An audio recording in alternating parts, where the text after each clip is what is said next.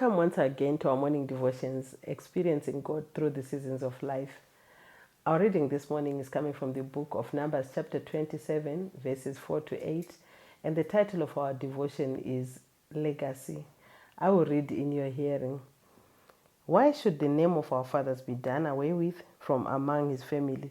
Because he hath no son? Give unto us therefore a position among the brethren of our father. And Moses brought their cause before the Lord. And the Lord spake unto Moses, saying, The daughters of Zelophehad speak right. Thou shalt surely give them a possession for an inheritance among their father's brethren, and thou shalt cause the inheritance of their father to pass unto them. And thou shalt speak unto the children of Israel, saying, If a man die and have no son, then he shall cause his inheritance to go to his daughter. May the Lord add a blessing to the reading of his word. This is a story about 5 daughters of Zelophehad.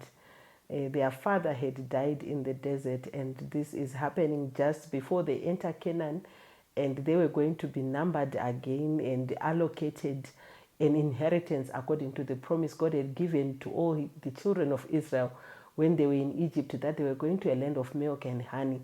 And now we see these 5 young ladies about to lose their inheritance because they didn't have a brother and their father had no son. Their father had already died.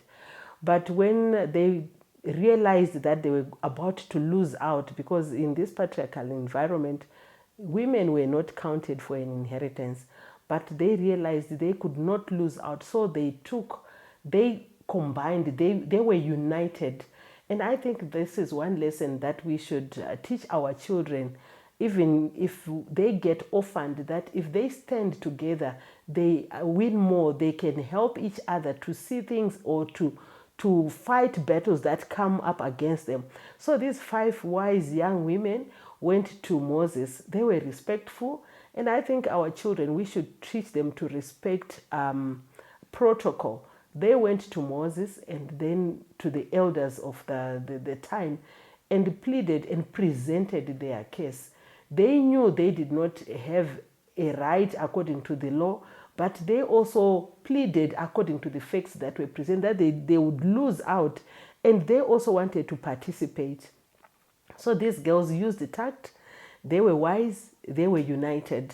And what we see is Moses taking their case to the Lord. And from then on, God passes a law because of these girls who had taken up their case to say even women were supposed to be given land. Protocols were suspended. They got their inheritance, and it was chronicled in the books of Israel that if a man dies and does not leave a son, the daughters would also get an inheritance. What are we teaching our children about inheritance, about the things that we are working for whilst we're still living? But what we know, what normally happens is when we die, all that we worked for just also perishes with parents. But here we see these girls taking up their parents' legacy, wanting to live it on, wanting to carry it on.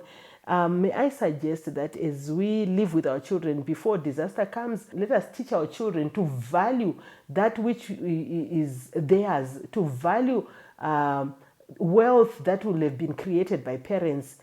We used to know of people who had businesses, but when they died, the children just did not know how to manage the businesses.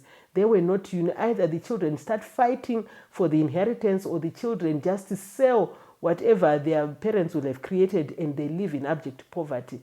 But in this case, we are seeing wise young women, not even men, wise young women who are taking up their father's inheritance and living it up and carrying it on, and maybe going into farming and doing things. Are we handing skills down to our children? Are we teaching them that they are okay? Even if they are girls, they can also do it. They can manage the inheritance of their fathers. What are we teaching our children? Maybe this story is coming to teach us that we should teach our children to value the legacy that we leave them and to carry it on, because if they do not unite to carry the legacy on, they will lose everything. And may the Lord bless you as you instruct your children, whilst you're still together, whilst you're still with your children and your family, that they should value their legacy and they should protect it. May the Lord bless you.